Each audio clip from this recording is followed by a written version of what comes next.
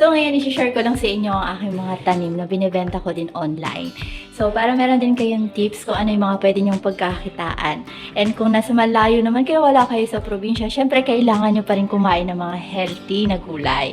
Kaya ito, i-share ko sa inyo na napakadali lang nitong itanim dahil hindi siya maselan. So kahit sa may pot mo lang siya itanim, kusa talaga siyang lalago or magsasangay-sangay.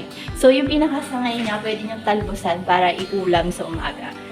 So, hindi rin naman siya maselan kapag halimbawa kahit indoor mo siya itanim, pwede mo na din gawin yon dahil hindi naman kailangan na laging nasa labas yung mga tanim natin. Meron kasi tayo mga tinatawag na indoor plants, pero importante pa rin na naaarawan sila, okay?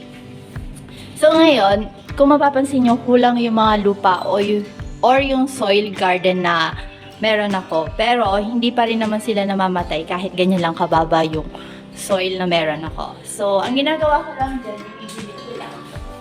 So, ipapakita ko sa inyo yung paraan ng pagbibilit ko. Hindi na wala yung tubig.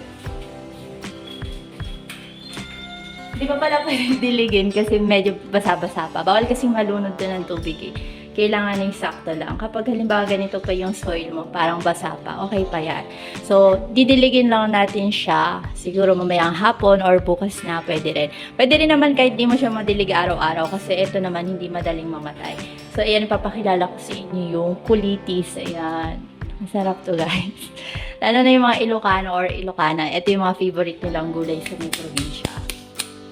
Ayan, so hindi ko na alam yung mga gusto ko pang sabihin. Pero, yun nga, kung halimbawa gusto nyo umorder, pwede kayo sa aking Facebook page. So, ilalagay ko na lang din yung link dun sa ating comment section.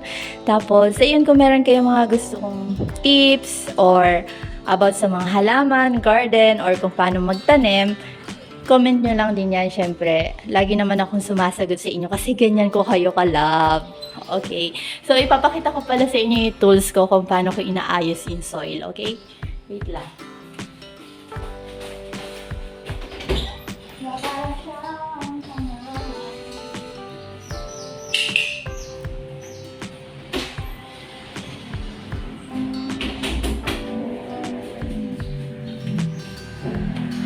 Usually talaga, hindi sandok yung ginagamit ko dito. Kaya lang nawawalan, nilaro ata ng bata yung aking pinaka-tools. So, gaganyan-ganyan nyo lang siya. Kasi importante dito yung pinaka malapit dun sa ugat ng ating halaman. Kailangan meron talaga siyang lupa, lalo na pag kulang yung soil nyo. Okay? So, ginaganyan ko para hindi umimpis. And kung gagamit pala kayo ng mga halimbawa poops ng kalabaw, ganon, o kaya coffee beans, dapat tama lang yung mixture nyo. Kasi kapag halimbawa sobrang dami, maaaring mainitan yung ugat ng ating mga halaman at mamatay or malanta. So, imbis na nakabuti sa kanila, nakamatay pa. Anyway, so ayan, ganyan-ganyan lang tayo, guys. And sana i-support nyo din yung ating content ngayon. So, nag-iba muna tayo ng content. Pero, na-enjoy ko din naman to. And alam ko naman na yung mga mahilig maghalaman dyan, mag-e-enjoy din. Lalo na kapag nag-share pa tayo ng ibang tips. Madami akong halaman, hindi lang ito, guys. So, meron din tayo mga bulaklak. And hindi ko siya maipakita ngayon kasi wala pa siya dito. Kakalipat lang kasi namin. So, ayan, ang dami ko na na-share. Mapapansin nyo, ito nga pala, hindi ko pa nagpapakilala, ito ay mahiwagang alokbati. So, madami rin itong nagagamot na sakit. And napaka-healthy nito. Yung iba hindi sila nasasarapan kasi wag naman yung masyadong walang sabaw. Kailangan medyo may konting sabaw para hindi siya ganun kalapot. So, parang siyang okra kapag kinakain mo. Medyo parang malapot talaga. Tapos, ito naman talbos ng kamote. Yan. Alam ko ito, medyo sikat na talaga yan, popular na. Because you're a popular.